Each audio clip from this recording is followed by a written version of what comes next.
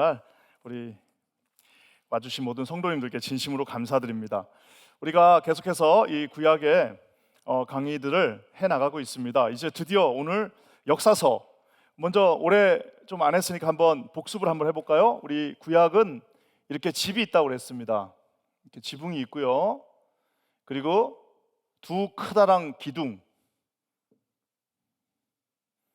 그다음에 이렇게 두 큰 기둥으로 이렇게 이루어져 있습니다. 그래서 여기 지붕 위에는 시가서 5권, 시가서 5권이 뭐가 있죠? 우리가 잘 아는 욥기, 시편, 잠언, 전도서, 아가서, 참 다들 잘 아시네요. 그래서 제가 저번에 얘기한 것처럼 이 순서도 굉장히 중요하다고 그랬습니다. 욥기 굉장히 오래전에 됐기 때문에. 욥기는 뭐예요? 욥기는 고난입니다. 고난의 욥기예요. 고난이 있으니까 어떻게 돼요? 예배하게 됩니다. 여러분, 진짜 이거는 정말 이 사실은 이 인생에서 이거를 겪은 사람, 그래서 어떤 분들은 좀 심지어는 고난이 가장 큰 축복이다라고까지 얘기하는 이유가 그겁니다. 정말 고난 닥칠 때에 진정으로 하나님 앞에 예배하게 됩니다. 자, 그 다음에 잠언에 가면 어떻게 되는 거예요? 그 예배를 통해서 잠언에 가면은 지혜를 얻게 됩니다. 그리고 지혜를 얻었으니까 전도서에 가면 이제 어떻게 해요? 그 지혜를 가지고 인생을 아주 잘 살게 됩니다. 그리고 인생을 잘 살게 되면 결국 그 모든 축복은 어디로 가는 거예요? 가정으로 가게 돼 있습니다.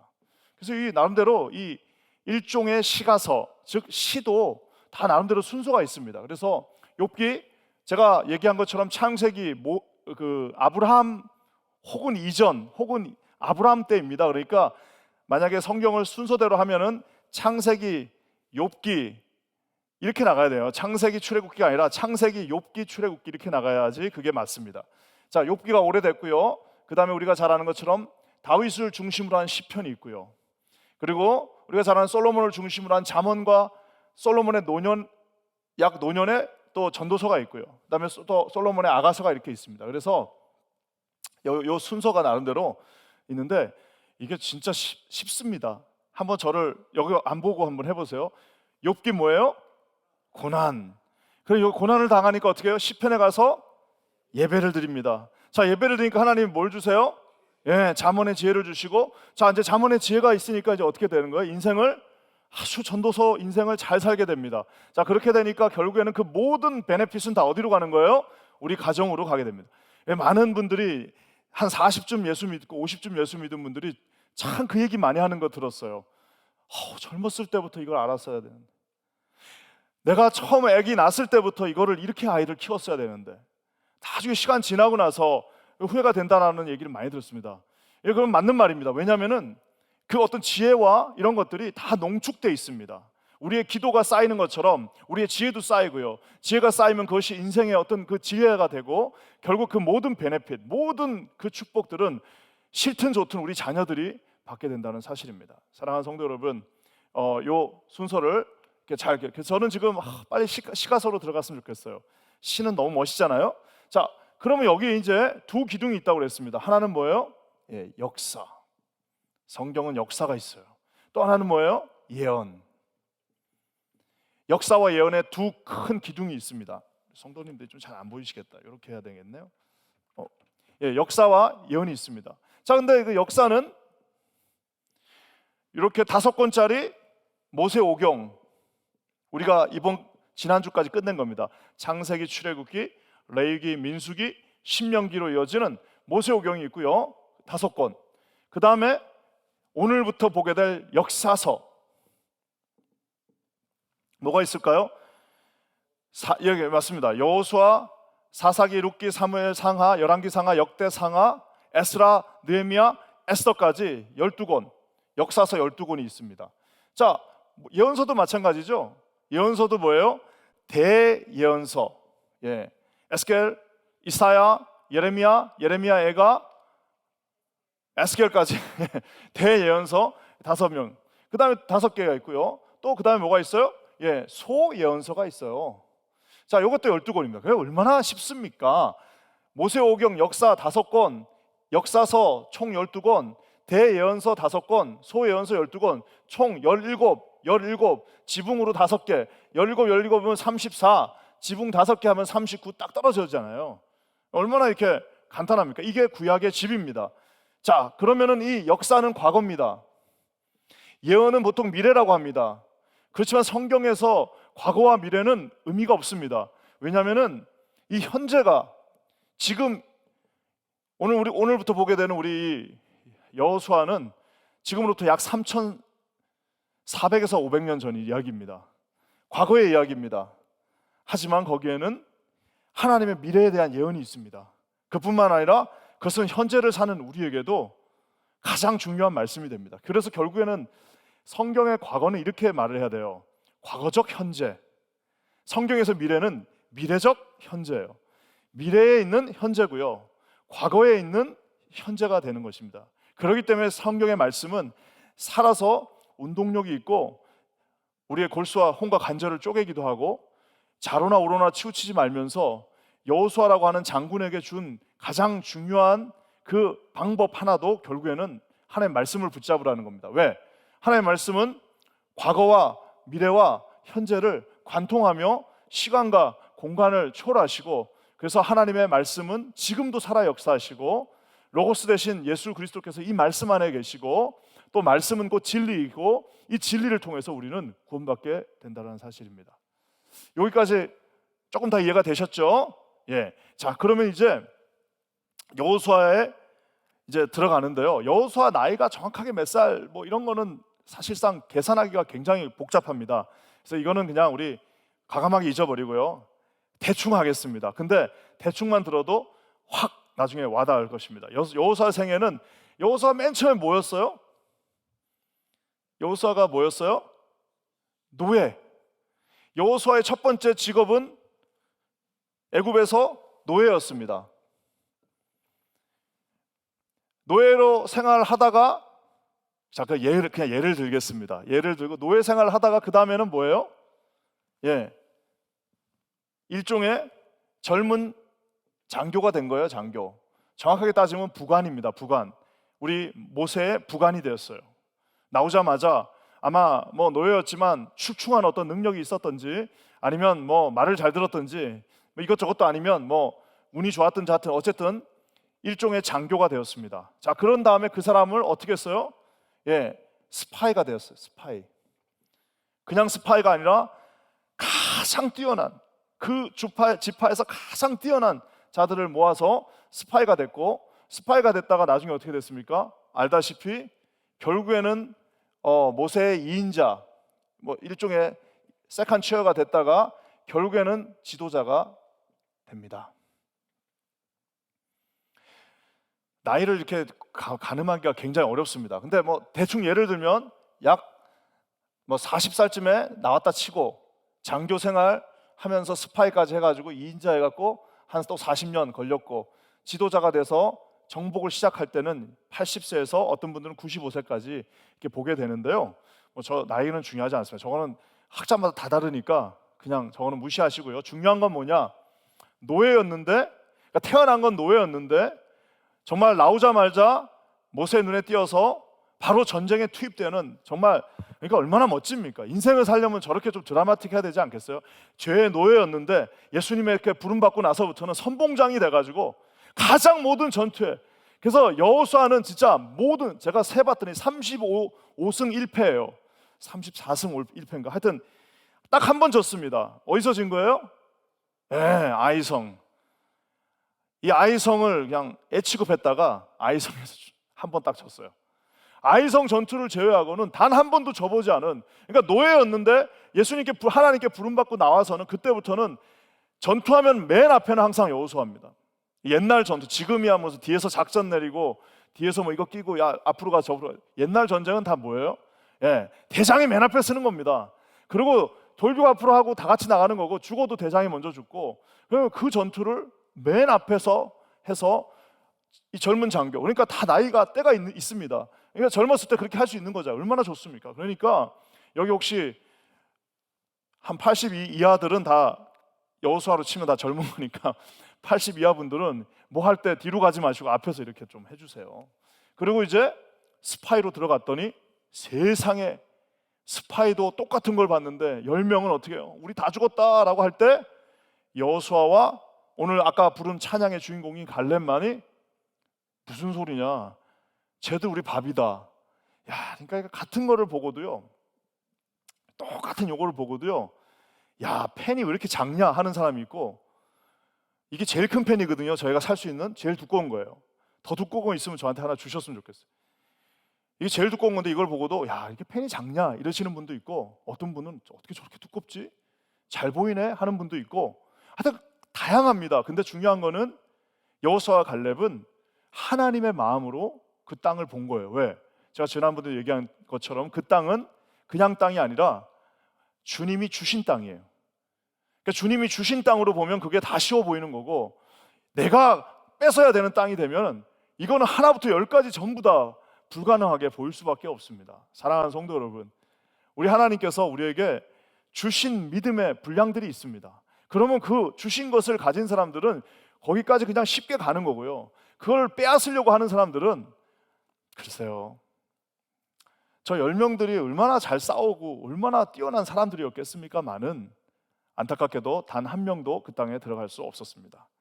그래서 어떤 이런 멋진 삶, 여호수아는 정말 멋진 삶입니다. 그래서 예전에 그 모세 영화도 보면, 10개 영화도 보면 모세는 이제 찰턴 헤스턴이었고 그 로버트 미첨이었나 그랬을 것 같아요. 하여튼 잘생긴 사람이 했어요. 그래서 멋진 인생을 살았습니다. 저는 여기 계신 우리 사랑하는 성도님들의 삶이 저렇게 멋진 인생이 되셨으면 좋겠습니다. 우리가 나가서 무슨 칼 들고 싸우라는 게 아니라 주를 위하여 저렇게 다이나믹하게 멋지게 또 가장 선봉장에서 하나님 앞에 나아가시는 우리 사랑하는 우리 KCQ 성도님들 되시기를 주의 이름으로 간절히 축원합니다. 예, 얼마나 멋있어요. 자, 그 다음에 안타깝게도 이 여호수아서는 이건 진짜 오용이라고 그러죠. 정말 잘못 사용되어진 최고의 책이기도 합니다. 성전이라는 게 템플이 아니고요, Holy War, 거룩한 성자에다가 전쟁을 말하는 전자입니다. 그래서 The Holy War라고 하는 성전을 치룬다 해가지고 역사상 얼마나 더러운 전쟁들이 많았는지 모릅니다. 지금 정치적 견해가 있으니까 제가 요 현대에 있었던 전쟁은 내가 말하지 않겠습니다. 어느 대통령 어떤 분이 이 전쟁은 성전이다라고 얘기했는데 가봤더니 아무것도 없어요. 뭐 그런 여러 가지 일들이 다 있지만 중요한 건 뭐냐면, 여러분, 이 The Holy War라고 하는 이 거룩한 전쟁, Just War라고 그러죠. 성전이라고 하는 이것은 사실상 이제 토마스 아퀴나스와 어거스틴이라고 하는 유명한 중세 교부들이 만들어 놓은 철학이기도 합니다. 그래서 저희가 신학교 다닐 때도 이 성전, 거룩한 전쟁은 과연 가능한가라는 걸 가지고 막 그 디베이트를 하는데요, 이 어거스틴과 아퀴나스가 만들어 놓은 6가지의 그 기준이 있습니다. 하나는 뭐냐면 정당한 이유가 있어야 되고요, 합법적인 방법으로 해야 되고요, 이것은 최후의 수단이 돼야 되고요, 성공 가능성이 100%여야 되고요, 반드시 식별 가능해야 돼요. 적과 나를 식별할 수 있는 이런 여러 가지가 있는데, 역사상 이런 것들이 다 들어맞은 전쟁은 이 가나안 전쟁 말고는 없다고 보시면 됩니다. 우리가 잘 아는 십자군 전쟁이, 지금도 이 무슬림들하고 예루살렘의 유대인들이 우리 기독교를 싫어하는 이유는 그 십자군 전쟁 때문입니다. 십자군 전쟁 때 얼마나 많은 무슬림들과 유대인들을 살해했는지 모릅니다. 잘못된 전쟁이죠. 그렇게 하지 말았어야 되는 건데 그렇게 됐고요. 또 뭐 비근한 예로 수백 년 전 이야기니까 여기 미국 땅에 오신 분들, 저기 남미로 오신 그 많은 십자가를 거기다 걸고 갔던 그 스페니쉬, 포르투기스, 그다음에 청교도를 포함한 모든 이들이 그들의 마음속에는 이게 다 전쟁이에요. 어떤 전쟁? The Holy War. 그게 어떻게 돼? 인디안들은 다 죽여도 되는 거예요. 왜? 예수를 안 믿으니까. 굉장히 이게 철학적으로 어려운 문제입니다. 그래서 많은 오용이 있었어요. 그래서 여호수아처럼 우리가 돌격 앞으로 하고 이제 이런 전쟁은 없습니다. 다 정치적인 이유에서 하는 전쟁이고 좀 나은 전쟁이 있고요. 또 그것을 우리가 나치즘이라든지 아니면은 어떤 그런 일제 어떤 이런 것들을 또 미국이라고 하는 참 아름다운 나라를 통하여서 하나님이 막기도 하고 하시는 것들이 다 있지만, 그럼에도 불구하고 전쟁은 굉장히 이것이 거룩한 전쟁이다라고 말하기는 쉽지 않습니다. 요거하고는 이제 우리하고는 그렇게 큰 상관은 없지만 철학적으로는 굉장히 디베이트가 심하다는 것은 아셔야 됩니다. 또 한 가지, 여호수아가 어떻게 오용이 되냐면 전도를 하면 여호수아가 굉장히 오용입니다. 왜냐? 바로 그 유명한 이 헤렘이라고 하는 일종의 뭐예요? 하나도 남기지 마라. 가서 거기에 있는 모든 움직이는 것들을 다 죽여버려라 하는 일종의, 뭐라고 해야 될까요? 토탈 학살이죠. 그러니까 생명체를 다 죽이라고 하는 그 헤렘 때문에 어쩌면은 사람들이 이렇게 질문한다. 아니, 사랑이 하나님이라고 하면서 어떻게 가나안인들을 다 저렇게 죽일 수 있냐? 유아 학살, 뭐 전쟁 학살. 그래서 많은 이제 자유주의 신학자들은 여호수아는 이건 광기 어린 책이다라고까지 이야기하는 분들이 있습니다. 그래서 현대를 사는 우리에게는 어쩌면 일종의 걸림이 되기도 하는 책이기도 합니다.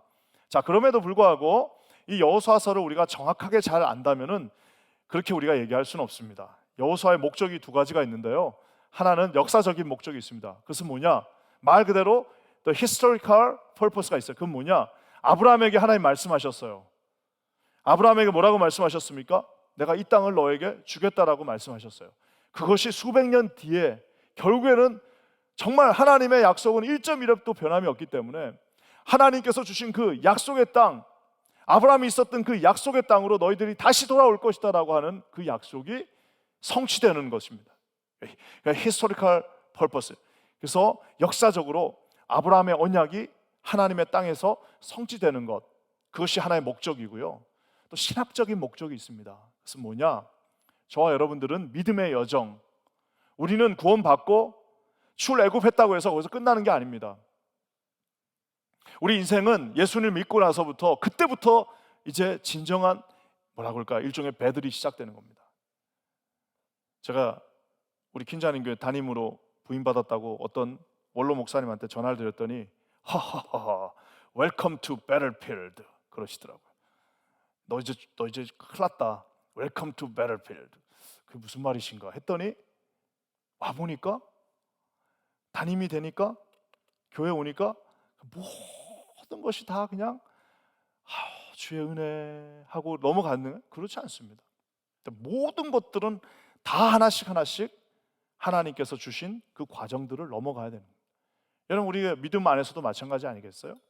저희가 예수를 믿었어요. 그러면 그때부터 모든 것이 다 만사형통합니까? 그렇지 않습니다. 오히려 믿는 자들에게 더 큰 고난들이 올 수도 있어요. 예수 안 믿을 때는, 옛날에 그 제자 훈련할 때 얼마나 웃긴지 몰라요. 한 번도 없던 일들이 제자 훈련만 하면 막 일어나요. 어떤 분은 막 한 번도 난 딱지를 뗀 적이 없는데 제자 훈련하니까 막 딱지를 떼기 시작한다. 어떤 분들은 막 하여튼 그런 일들이 일어납니다. 그거 왜 그럴까요? 그때부터 이제 저항이 시작되는 겁니다. 가나안 땅에 들어갔더니 가져가셔요 하고 다 내줍니까? 그렇지 않습니다. 거기에는 우리가 잘 아는 것처럼 거인들, 그렇죠? 안악작손들이 있었어요. 그리고 여러 가지 두려움들이 그 안에 있었습니다. 그럼에도 불구하고 여호수아에게 맡겨진 사명은 뭐예요? 요단강을 건너가서 그때부터 하나씩 단 하나도 전쟁 없이 끝난 건 없습니다. 모든 것은 다 하나하나 다 이겨서 싸우고 가져와야 하는 거예요.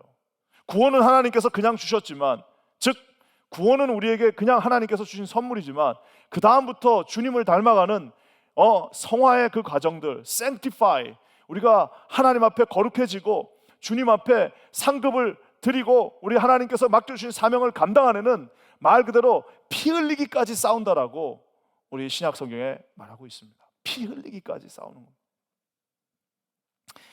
사랑하는 성도 여러분, 그래서 여호수아는 이 두 가지 목적이 있습니다. 땅을 주시기 위해서, 또 한 가지는 지금 이 시대를 살고 있는 저와 여러분들에게 이렇게 해서 우리가 하나님 앞에서 승리해야 되는구나라는 것들을 보여주시고 있습니다.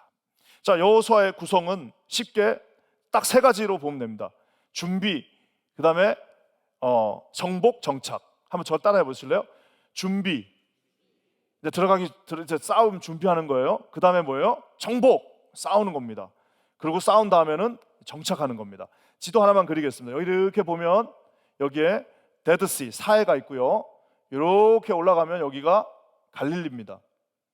자, 여리고 성이 여기 있고요. 아이 성이 한 요 정도쯤 있습니다.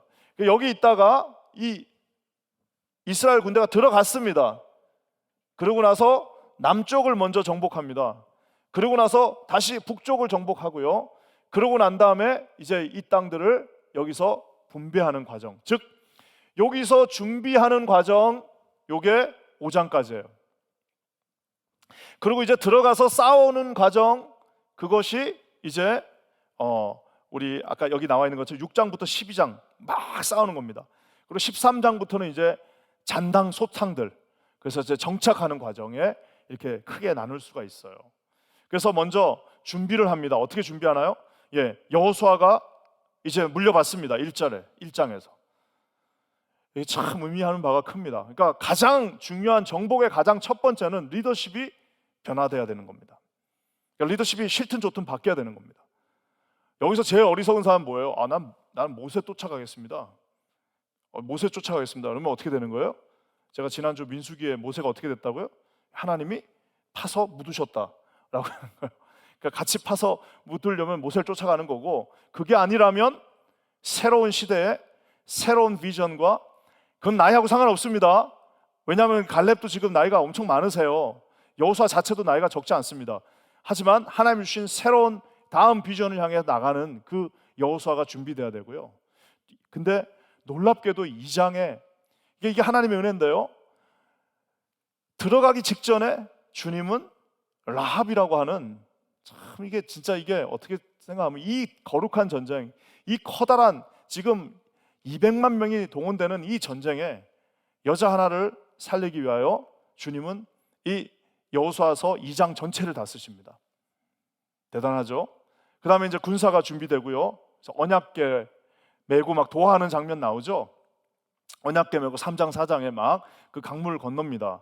그러고 나서 이제 마지막 영적 준비로 할례를 행합니다.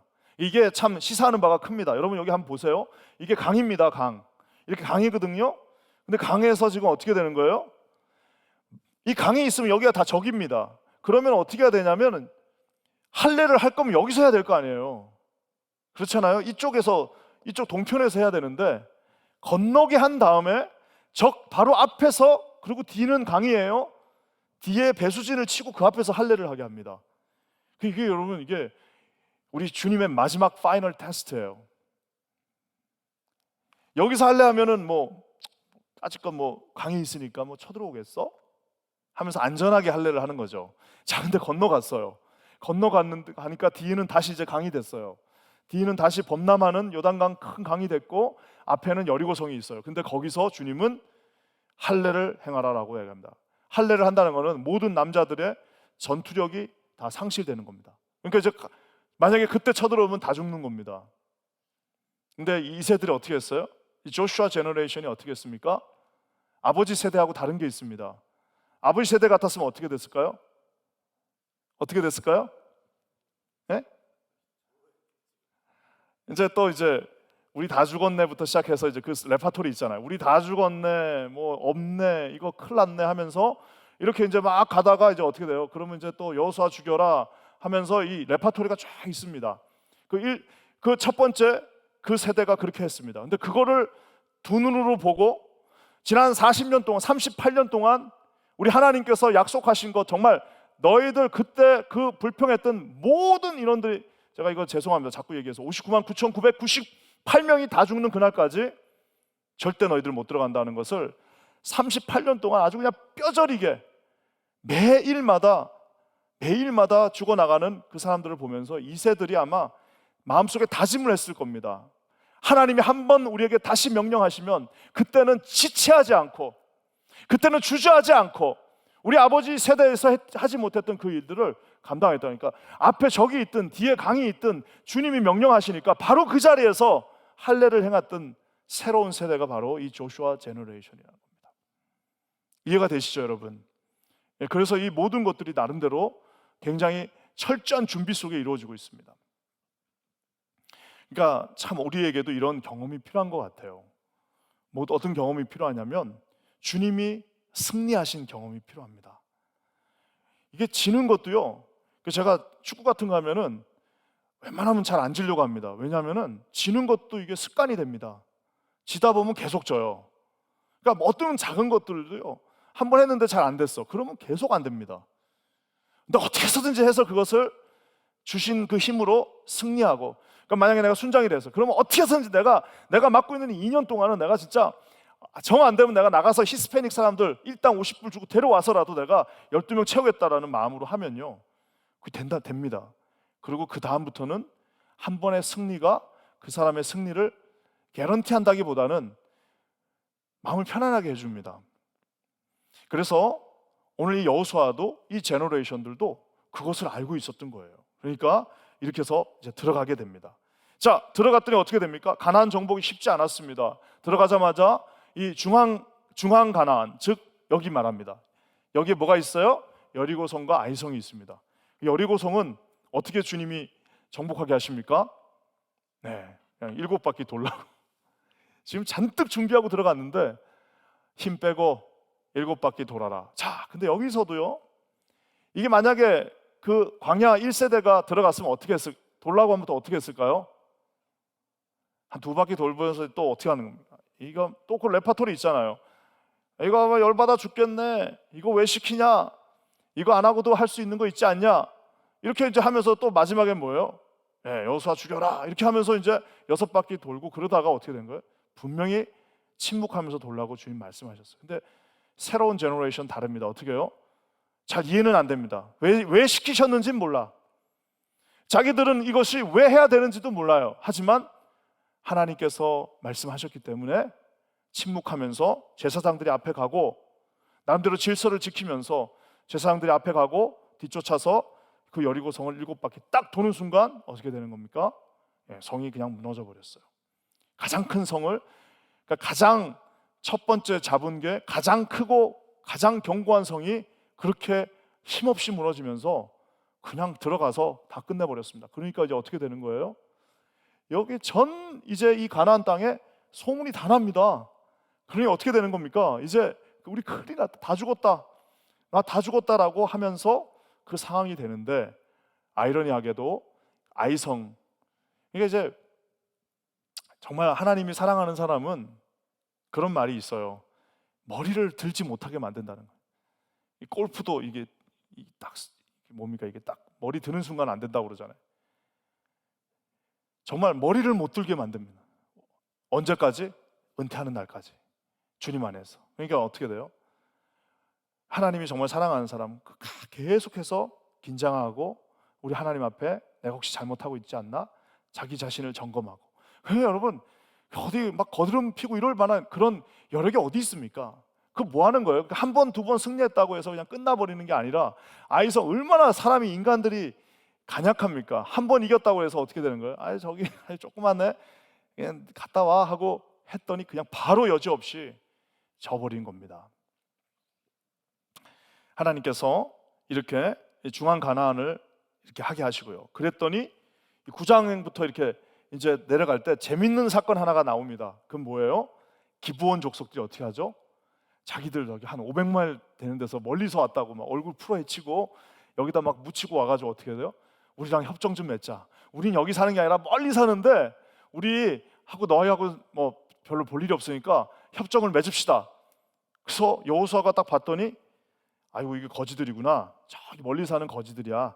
그래 그렇게 하자 그러면 하고 협정을 맺었는데, 나중에 알고 봤더니 바로 여기 사는 친구들이에요. 이게 어떻게 합니까? 이게 하나님의 민족은 약속을 했기 때문에, 그러면은 약속은 지킨다. 하지만 너희들은 나무 패고 물 길러 오고 이런 거 해라. 해가지고 이제 그렇게 협정이 된 겁니다.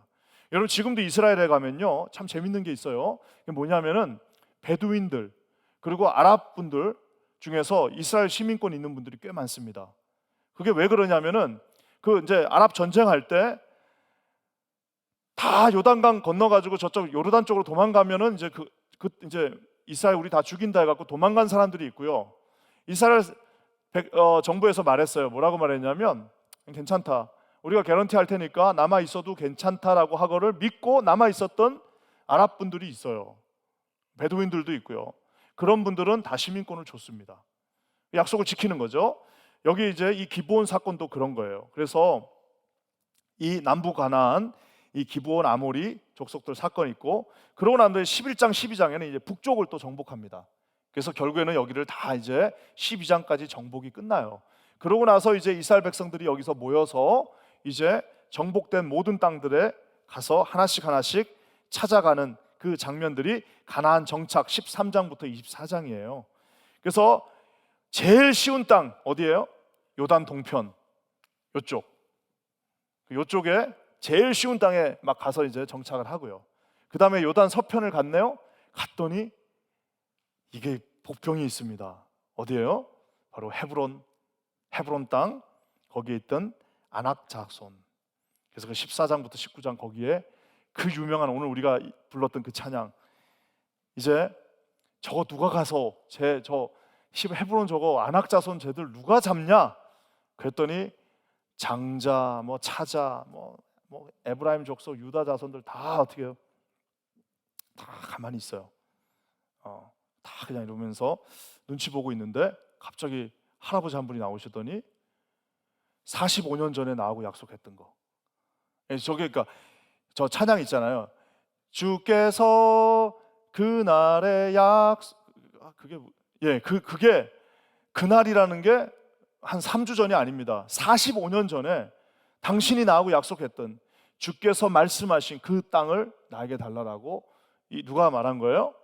그 2명 스파이 중에 한 명이었던 갈렙이 얘기하는 장면이 거기서 나오는 거예요. 그러니까 저 찬양이 참 얘기도 안 했는데 우리 이한성 목사 어떻게 이렇게 잘 고르시는지 모르겠어요. 이것 좀 했으면 했는데 딱 나와가지고 내가 깜짝 놀랐어요. 저분이 혹시 내 머릿속에 들어가 계신가? 진짜 그 좋은 찬양이잖아요. 그렇잖아요. 주께서 주신 땅으로 한 걸음씩 나갈 때 그냥 가만히 되나요? 수없이 많은 적군과 뭐 견고한 성이 나를 기다린다 하시나, 주님이 주신 담대함으로 외치며 나가세요. 이 산지를 내게 주소서. 주께서 그날 45년 전에 나한테 약속한. 그러니까 이 갈렙이라는 사람은 진짜 하나님의 말씀을 꽉 자기 집에 아마 붙여놨을 거예요.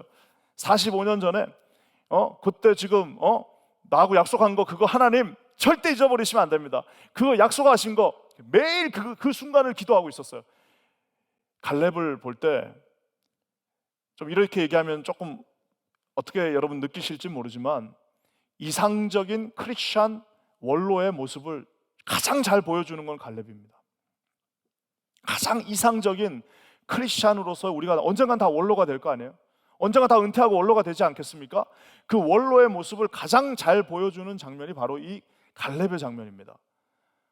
제일 힘든 거 그거 나한테 달라는 거예요. 그 지금 이제 내가 가서 그거를 내가 할 테니까 그것을 나에게 달라라고 말하는, 어떻게 보면은 만약에 이런 공동체가 있다면 얼마나 아름답겠습니까? 우리 교회에 그런 원로분들 많으시죠. 원로 되셨는데도 막 선교도 나가시고, 원로 되셨는데도 막 하실 거 다 하시고. 여러분, 그것이 바로 이 어떻게 보면 갈렙의 길이기도 한 겁니다. 그러니까 얼마나 아름다운 삶입니까? 젊었을 땐 스파이로 갔다 왔어요.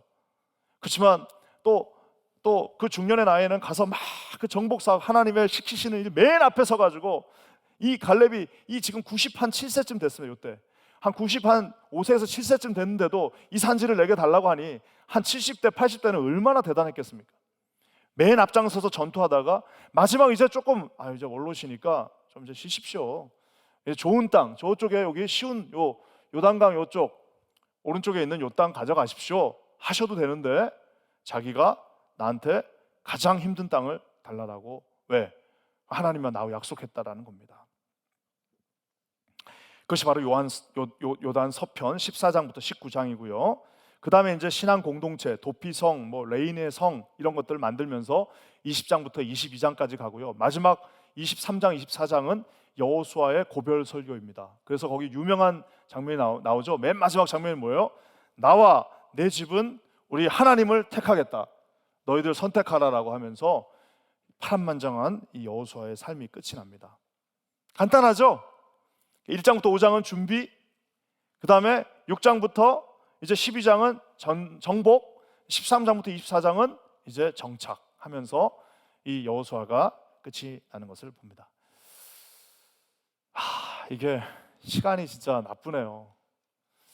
이게 이제 서론이 끝났는데 시간이 벌써 이렇게 돼 버렸는데 그래서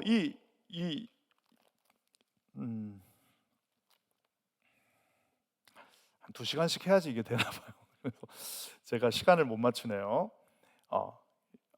그래서 네, 그러면은 우리 과감하게 이제 B부터 먼저 봤으면 좋겠습니다. 그래서 이제 가장 핵심이 있는데요.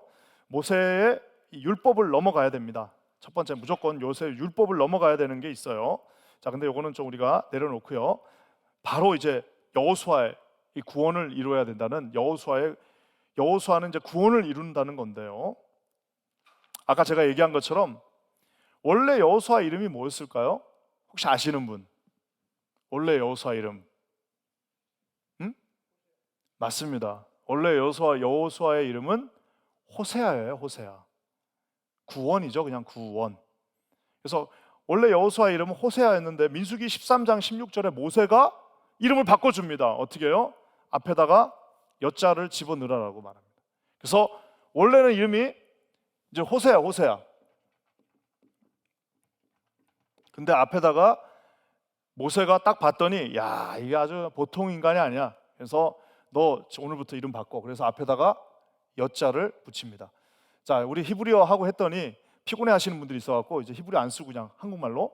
자, 호세아는 뭐라고 뜻이? 구원입니다. 구원. 자, 근데 앞에 여자가 붙어요.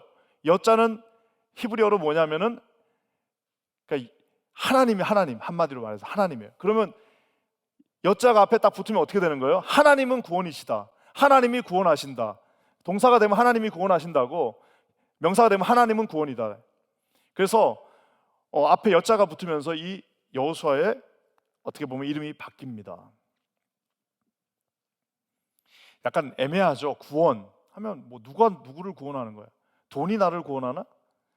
내 명예가 나를 구원하나? 라고 얘기할 수 있는데 앞에 여자를 딱 붙이니까 어떻게 되는 거예요? 하나님이 너를 구원한다. 하나님이 우리를 구원한다 라고 하는 겁니다. 그래서 예전에 제가 한번 이거 설교할 때는 다 자기 이름 앞에다 여자 한번 붙여버려요. 그래서 저는 이름이 뭐예요? 이제 여바나바 이렇게 되는 거예요. 그럼 뭐예요? 하나님이 바나바, 즉 son of encouragement가 되는 거예요. 만약에 여기 혁자 있으시면 혁자가 빛날 혁자잖아요.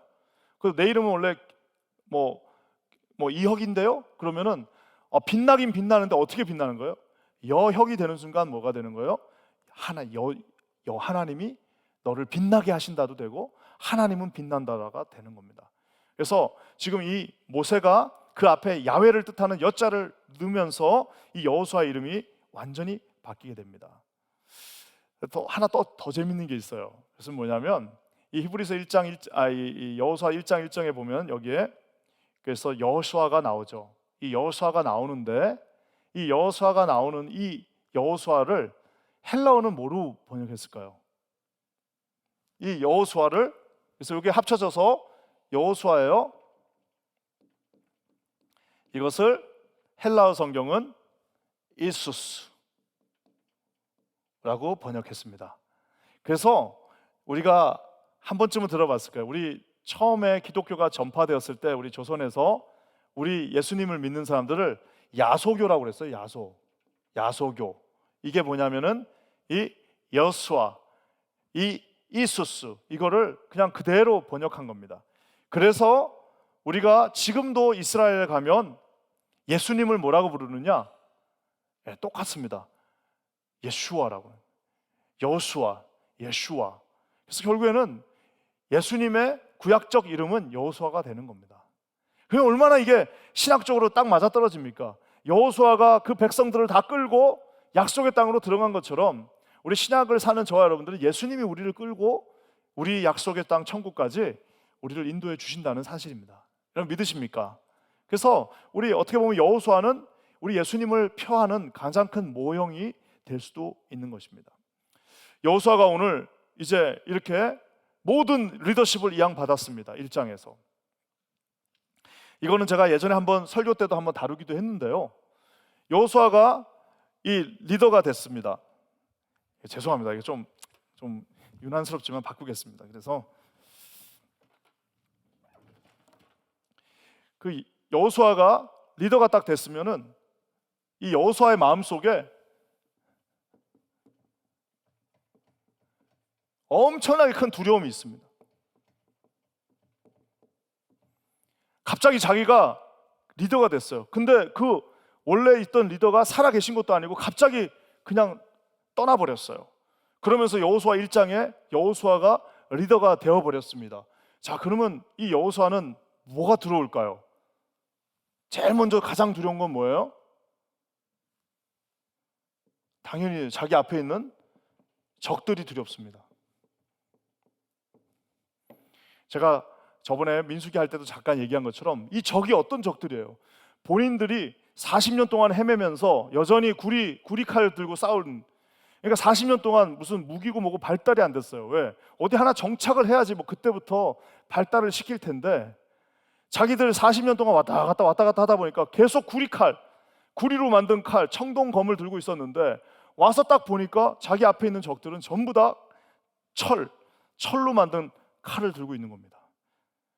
자기들은 전차도 없는데 거기 전차까지 있어요. 자, 그러니까 어떻게 되는 거예요? 벌써 뒤처진 겁니다. 40년 동안 세월을 잃어버렸어요. 잃어버린 세월 속에서 적들이 너무나도 무서워요. 너무너무 무서워요.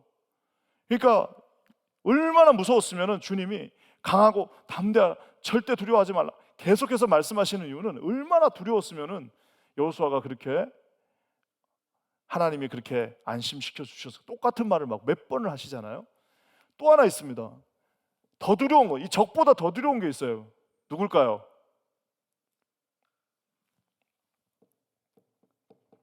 자기 백성들입니다. 여러분, 적들은요, 적이니까 같이 가서 싸운다 치지만 사실 여호수아가 가장 두려웠던 사람들은 누구냐? 자기 지금 같이 있는 백성들이에요. 왜 그런 줄 아세요? 40년 내내 봤어요. 저 사람들이 모세를 몇 번 죽이려고 했던 것들을 다 자기 눈으로 가장 근접한 거리에서 봤어요. 아니, 모세도 저렇게 몇 번 죽을 뻔했는데 과연 저 백성들이 내 리더십을 인정해 줄까? 모세는 무슨 이렇게 뭐 지팡이라도 있었지, 홍해도 가르고 뭐 만나 메추라기도 내리는데 나는 그런 것도 하나도 안 했는데 과연 나를 믿어줄까라고 하면서 지금 적들이 두려운 거는 두 번째고 제일 무서운 거는 자기하고 지금 같이 있는 백성들이 무섭습니다. 엄청나게 두려운 거죠.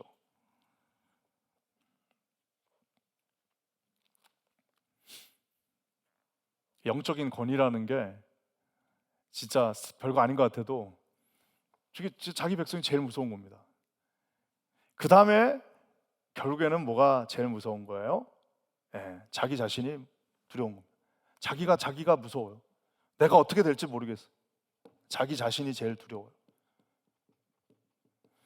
그러니까 지금 여호수아는 이런 굉장히 지금 두려움 속에 처해져 있습니다. 그래서 하나님이 쓰시는 사람들은 어쩌면은 이런 하나님이 주시는 이 강하고 담대한 믿음이 없으면은 절대 감당할 수가 없습니다. 그래서 오늘 주님이 주신 그 유명한 말씀이 여호수아서 1장 5절에서부터 9절인데요. 저는 이거를 하나님께서 4개를 주셨다고 저는 믿습니다. 4가지를 주셨어요.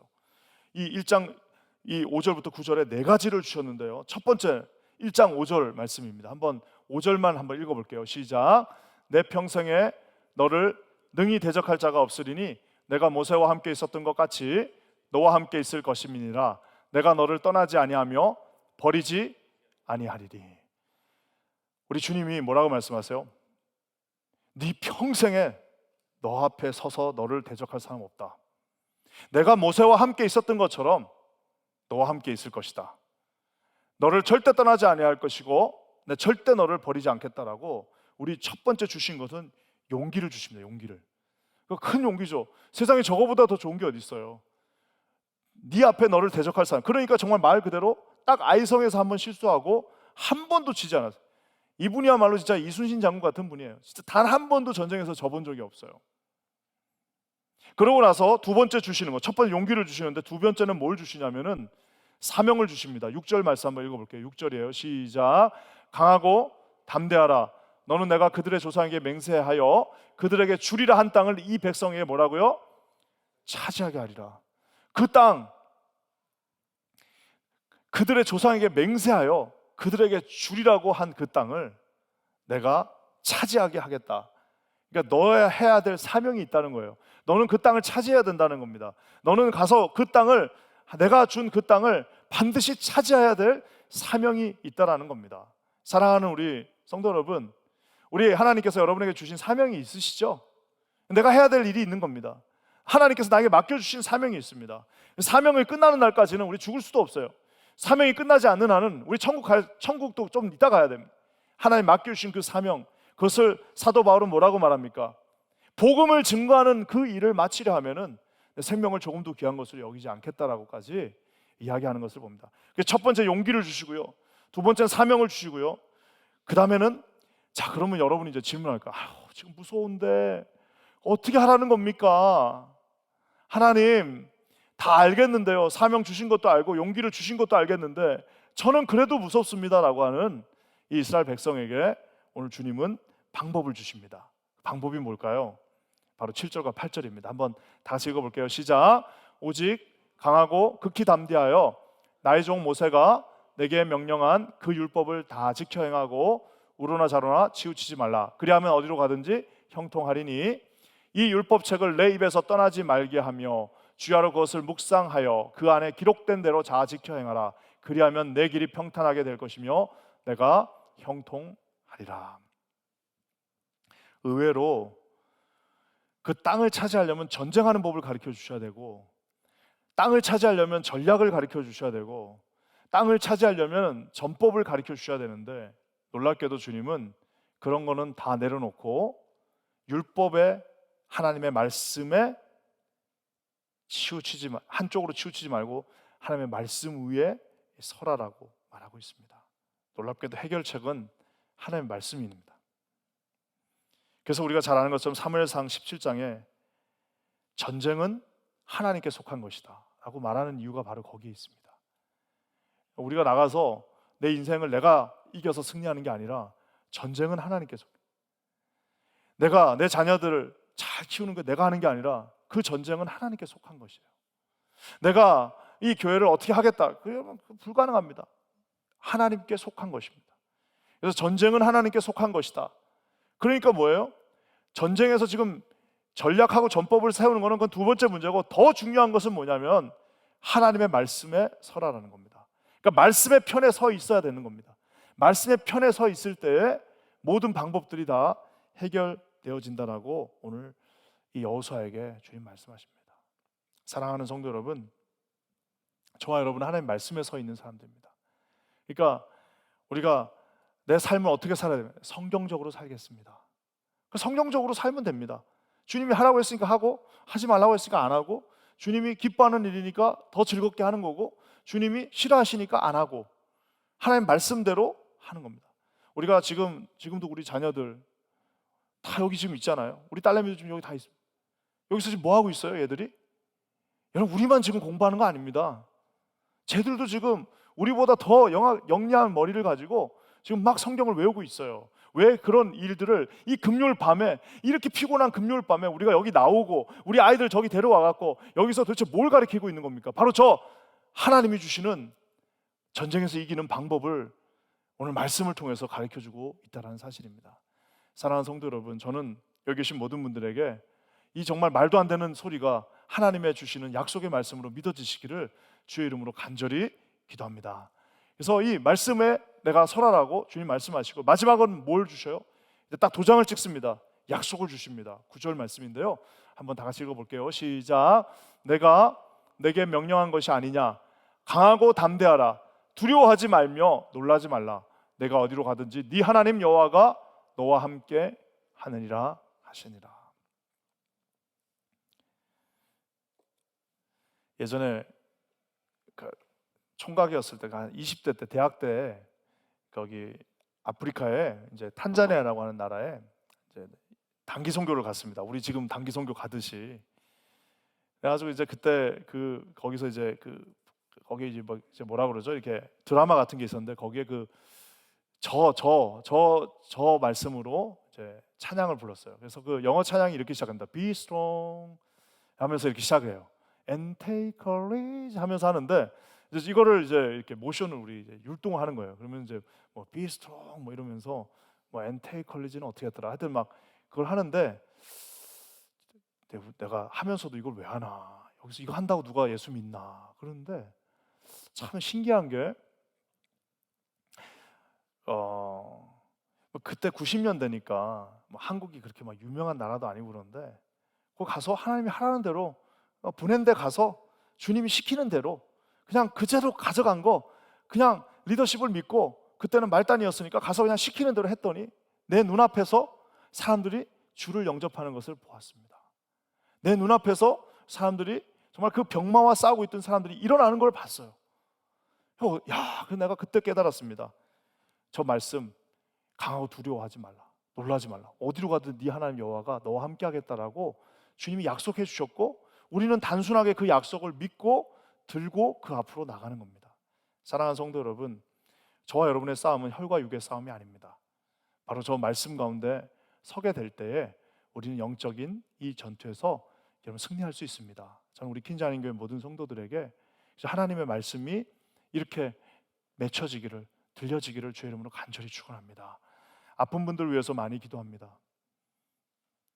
오늘도 새벽에 5시쯤 안 돼가지고 얼마나 힘들었으면 그때 카톡이 왔겠습니까? 얼마나 힘들었으면 그때 연락이 왔겠습니까? 어떤 분이 연락이 왔어요. 자기 죽겠다고 지금. 목사님 저 지금 죽을 것 같습니다. 너무 아파서 죽을 것 같습니다. 수술 앞두고 죽을 것 같습니다. 여러분 그런 순간이 딱 되면요, 야 힘내, 뭐 어쩌고 저쩌고, 야 이렇게 해서 내가 지금까지 해봤는데 그거 다 괜찮아질 거야 하고 그런 거 하면은 그 되지도 않고요. 그럴 때는 뭐예요? 여호와는 나의 목자시니 내게 부족함이 없으리로다. 하나님의 말씀을 붙잡는 겁니다. 두려워하지 말라, 내가 너와 함께함이라. 놀라지 마라, 나는 내 하나님. 그래서 결국에는 그 말씀이 우리를 붙잡고 가는 겁니다. 그러니까 우리가 하나님의 말씀을 이렇게 붙잡는 게 아니라요, 우리는 하나님의 말씀을 내가 붙잡고 있다고 생각하는데 시간이 지나고 내 인생이 가다 보면 결국에는 이 말씀이 나를 붙잡고, 이 말씀께서 나를 붙잡고 그 길을 넉넉히 이기고 가게 해 주신다라는 사실입니다. 사랑하는 성도 여러분, 저는 우리 킨자님교회 모든 성도들에게 주의 이 거룩한 말씀이 정말 좌로나 우로나 치우치지 않게 되기를 주의 이름으로 간절히 축원합니다. 그러면 인생이 얼마나 소중한지 몰라요. 우리에게 딱 한 번밖에 없어요. 이 인생이 정말 딱 한 번입니다. 오늘 지나가 버리면 우리 올 말 지나면 이제 또 숨 바꿀 거잖아요. 한번 2년 됐으니까 벌써 2년이 다 됩니다. 2년 되면 숨 바꾸면 어떻게 돼요? 어떤 분은 30용체 있다 이제 40용체 올라가야 돼. 영원히 다시 30용체는 돌아오지 않아요. 한 번밖에 없는 이 소중한 인생을 여러분 결단하셔야 됩니다. 어떻게 해요?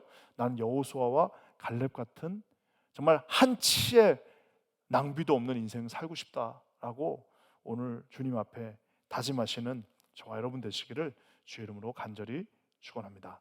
사랑하는 성도 여러분, 오늘 라합과 모세는 아무래도 중요하니까 다음 주에 한 번 더 해야 될 것 같아요. 그래서 좀 다음 주로 넘기고 오늘 여기까지 해서 이제 여호수아까지 보았습니다. 여호수아의 원래 이름 뭐였다고요? 호세아. 근데 어떻게 했다고요? 모세가 너 앞에다가 야훼 여자 붙여. 그러니까 야훼 여자예요. 야훼 여자. 그러니까 여호수아 되는 순간 하나님이 구원이시다, 야훼가 구원이시다가 된 겁니다. 여러분 이름 앞에 뭐 붙여야 돼요? 여자 붙여보세요. 그러면 이제 다 자기 이름을 얼마나 좋은 거 주셨어요. 아버지가 어머니가 그 앞에다 여자를 붙이면은 내 이름이 새롭게 해석될 겁니다. 새롭게 해석됩니다. 그러니까 뭐 내 이름이 만약에 다 그건 알아서 하세요. 그래서 자기 이름을 다 새롭게 해석해 버리세요. 하나님은 동사로 할 때는 이렇다, 하나님이 이것이다 하고 여러분의 인생을 그렇게 바꾸시고 여호수아와 갈렙 같은 인생. 그리고 나이는 아무 의미가 없습니다. 갈렙이 몇 살이었다고요? 아무리 적게 잡아도 95세. 그 갈렙이 언제 했던 약속이라고요? 45년 전에 했던 약속을 끄집어가지고 하나님의 약속 1.1점도 변함없으니까 내 총각 때 하나님이 주셨던 그 약속 그대로 이루어지게 해주십시오. 내 처음에 예수님 믿고 주님이 나에게 주셨던 그 말씀을 내가 붙잡고 있으니 주님 그 말씀대로 그 산지를 저에게 주십시오. 제가 앞장서서 내 목숨, 내 삶이 끝나는 그날까지 그냥 내가 누워서 내가 천국 가는 게 아니라 내 숨이 끊어지는 그날까지 주님이 기뻐하시는 일들 감당하고 그렇게 나가겠습니다라고 오늘 다짐하시고 승리하시는 우리 여러분이 되시기를 주의 이름으로 간절히 축원합니다. 오늘 한번 기도하겠습니다.